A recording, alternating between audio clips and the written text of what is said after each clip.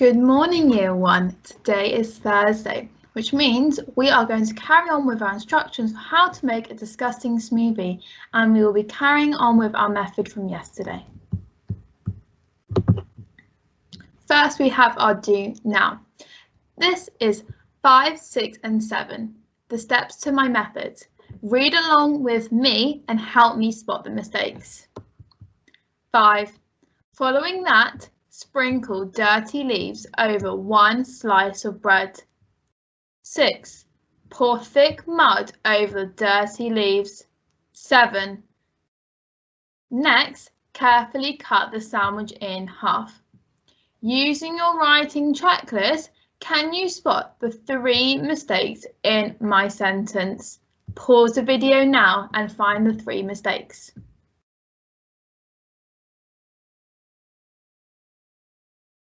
Have you found them? Fantastic. Let's use a writing checklist to help us find those mistakes. First, let's find our capital letters. Do we have all our capital letters? Following that. Should the word following have a capital letter? Yes, it should. So we now need to change that F to a capital F.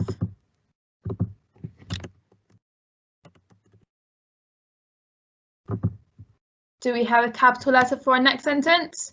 Pour, yep, capital P, and next has a capital N. Fantastic, we have all our capital letters.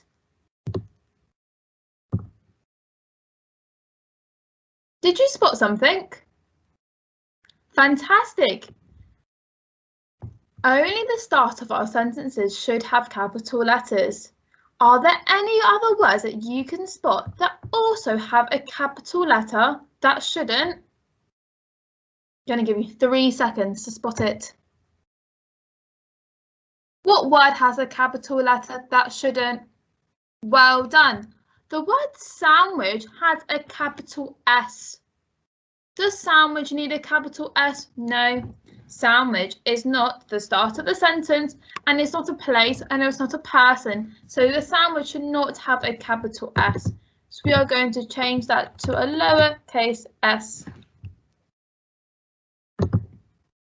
Now let's check for full stops on our writing checklist. Following that, sprinkle dirty leaves over 1 slice of bread. We have our full stop here. Pour thick mud over the dirty leaves. Do we have a full stop for step number 6? No, we don't have a full stop for step number 6, so I'm going to add that in now. Do we have a full stop for our last step, step number 7?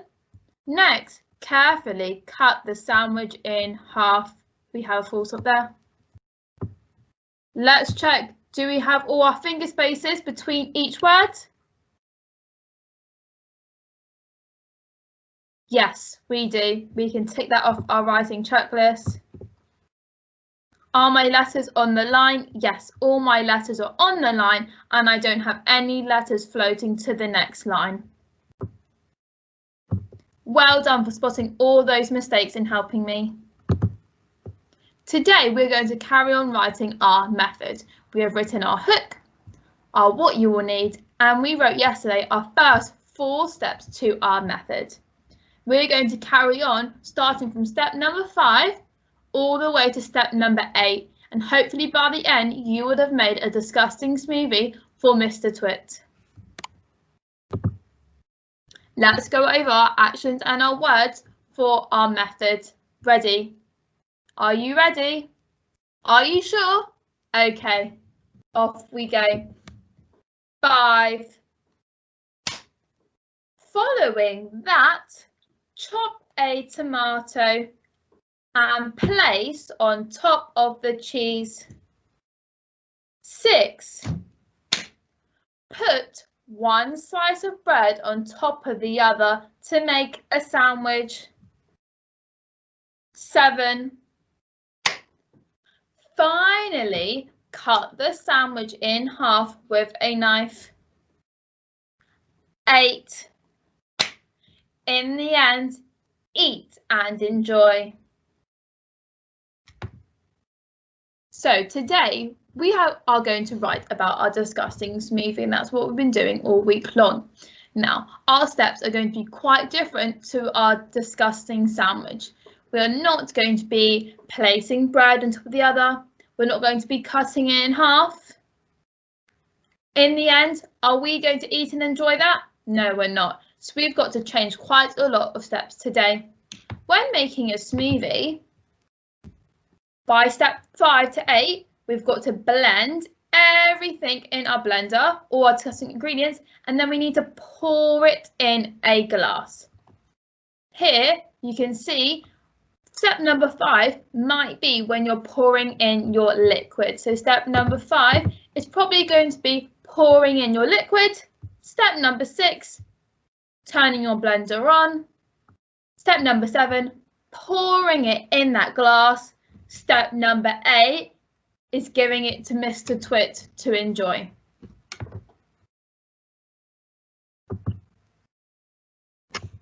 Just like yesterday, we are going to carry on looking at time conjunctions, and that's something that we're innovating. That is something that we are changing. Time conjunctions tell us the order in which events or something happens. So they tell us the events and where they take place. So which one happens before or which one happens after the other. Here are some of our time conjunctions that we could be using today. After, next, then, following that, lastly, when, meanwhile, finally, in the end.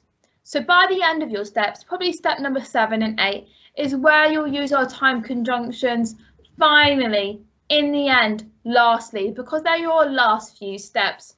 You're not going to use for step number 5, finally, because the person reading that will think, oh, step number 5 is my last step, but I haven't pressed the button for my blender. How is that my final step? So making sure, probably step number 5 and 6 are going to use time conjunctions like next, then, following that, after, and then we have step number 7 and 8 will use your time conjunctions finally, in the end, and lastly. I would like you to pick a time conjunction for each step. So step number 5, 6, 7, and 8. So that means you will need 4 time conjunctions. Can you pick 4 time conjunctions, and can you write them down on a piece of paper ready for your writing later? Pause the video and pick 4.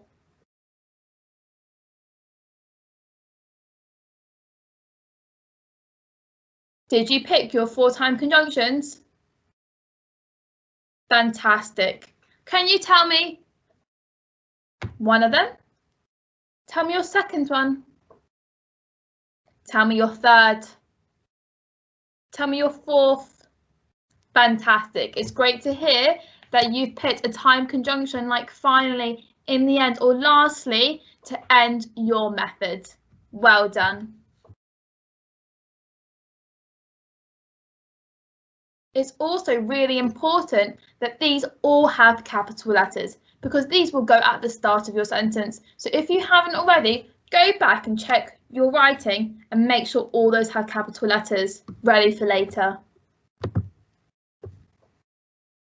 We're also going to innovate, so change our adverbs. And we know from yesterday and from last week that an adverb is a word that describes a verb. And we know a verb is an action or doing word. So example of a verb, I could be jumping, I could be writing, I could be talking. The adverb is describing that verb. So let's think of talking. Miss Bainey is talking. Am I talking quietly? Miss Bainey is talking quietly. Miss Bainey is talking loudly. Loudly. Miss Bainey is talking speedily. Miss Bainey is talking speedily. I'm talking super speedy. Miss Bainey is talking slowly. See how the different adverbs change the way I was speaking. I was either speaking super slowly, super speedy, super loudly, or super quietly. So our adverbs give us so much detail about that verb. So it's really important when you're writing to add adverbs in to give more detail to the person that is reading it. Here are some adverbs you could use. Cautiously, carefully, gently, speedily, generously, slowly, evenly, firmly. Now here are some examples of how I added adverbs to some steps. Cautiously, place the deadly ants inside. Firmly, press the mixing button. Slowly, pour the smoothie into a glass. Immediately, give to Mr. Twit to enjoy. Notice how my adverbs gave more detail about those steps. Now, I would like you to pick 4 adverbs for today. Thinking about what your steps are going to be, pick 4 and make sure they end in ly. Pause the video now and write 4 down.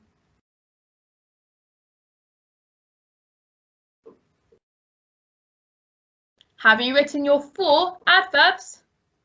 Well done. Let's go through your 4 adverbs out loud. Tell me your first one, second, third, fourth. They sound great. Well done. Now we need to innovate our steps. So thinking what we spoke about earlier, what steps are we going to have to make our smoothie? Step number 1, 2, 3 and 4 would have been you chopping up and pouring your ingredients in. So step number 5, you can maybe pour your liquid in to make sure it's not too lumpy. Or you could have, for example, I had to press the mixing button. So you want to make sure on your blender, you press that button. You could press it firmly. You could press it, maybe describe for how long, for 1 minute. Maybe you need to do it for 5 minutes because you've got really chunky ingredients. It's up to you. Step number 6 is where once it's finished in the blender, you're then going to need to pour it. So step number 6 could be pour the disgusting smoothie in the glass. So you need to pour it in the glass. Maybe you don't have a glass. Maybe you're going to put it in a plant pot to give him. Maybe you're going to give it in a dirty glass instead. So think about what you're going to pour it into, how you're going to pour it. You're going to pour it slowly or carefully so it doesn't spill it anywhere. Step number 7, that's where you could add something else. Maybe you want to add a mouldy old straw. You maybe want to sprinkle some crushed ants on the top for decoration, or a slice of a slug on the glass instead. And then step number 8, I wrote to give it to Mr. Twit to enjoy. So you could quickly give it to him, immediately give it to him to enjoy. You could maybe give it to him and run away and hide because you're really scared what he's going to think of your disgusting smoothie. It's up to you. But step number 8 has to be where that person is where Mr. Twit is going to be enjoying that disgusting smoothie. So you can play around with what steps you're going to have now. So have a think, but make sure it's really important that you think about, because you have a blender and you're making a smoothie, that you have steps that are going to result in you having a smoothie in the end in a glass for Mr. Twit. So you want to be pressing that button, pouring it into a glass, maybe adding something else like a straw or some decorations, and then giving it to Mr. Twit. So pause the video now and write some ideas for step number 5, 6, 7 and 8.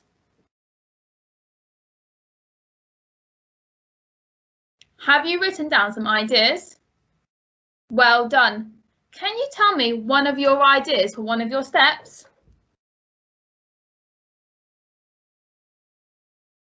Excellent. I love that you added an adjective to describe your step. Well done. Now it's my turn to write my method.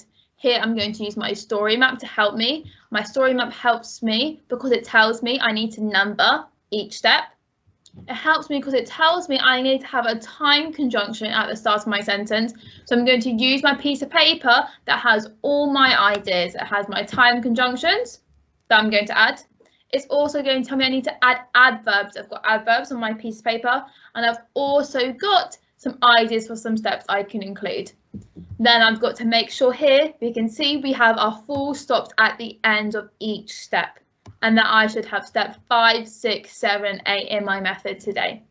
Once I have finished writing my method, I'm going to read it back and use my writing checklist to look for capital letters, full stops, finger spaces, and have I written on the line. I'm really going to take pride in my writing and my handwriting, especially when I write the end of my method.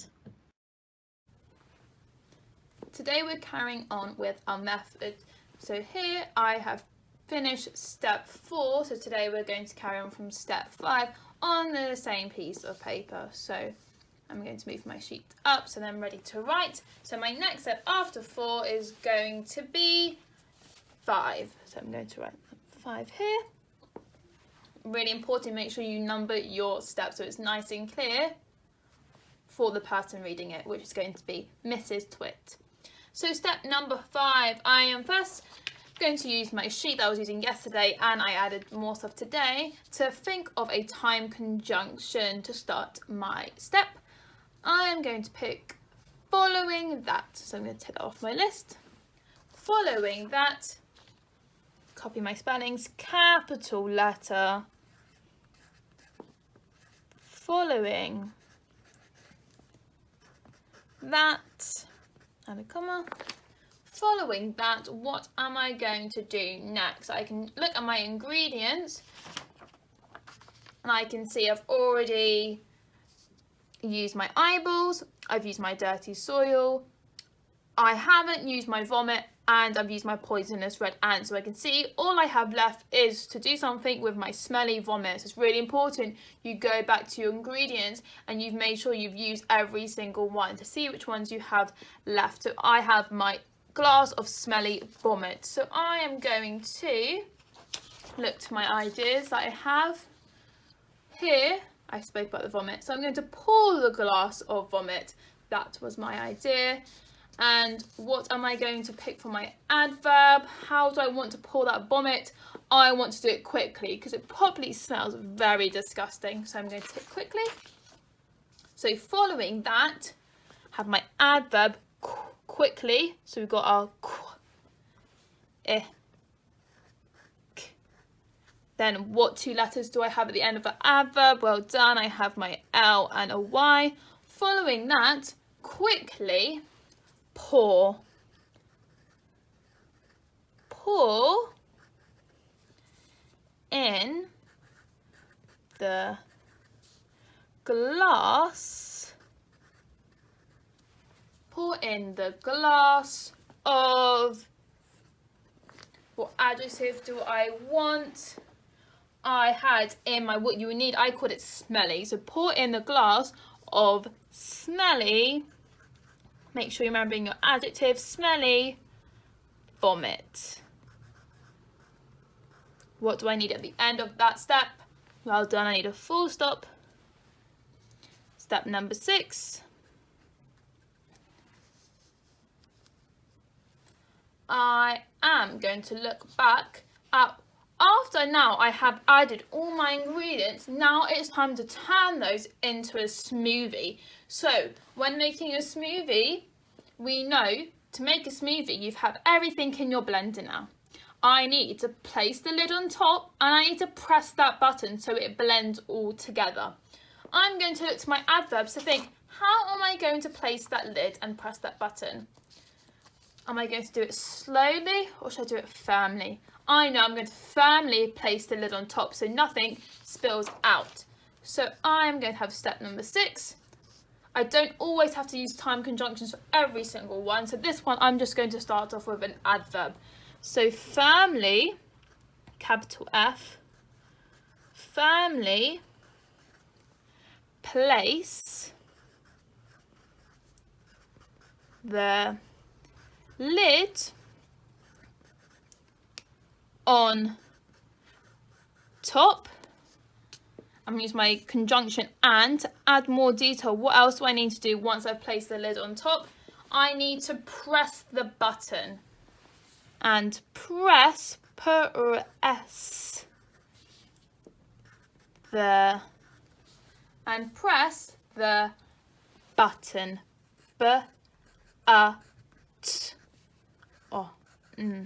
Press the button to blend. Gotta make sure we blend all those disgusting ingredients. For how long should I blend it for? I think it's going to be quite chunky and gross, so I want to make sure I do it for 1 minute. Now I know how to spell 1 because of my tricky red word I've practiced, and I know you know how to spell 1 as well. So make sure when you're writing a number, rather than writing 1, you want to spell out 1 for that extra challenge. For 1 minute. And add in my full stop at the end.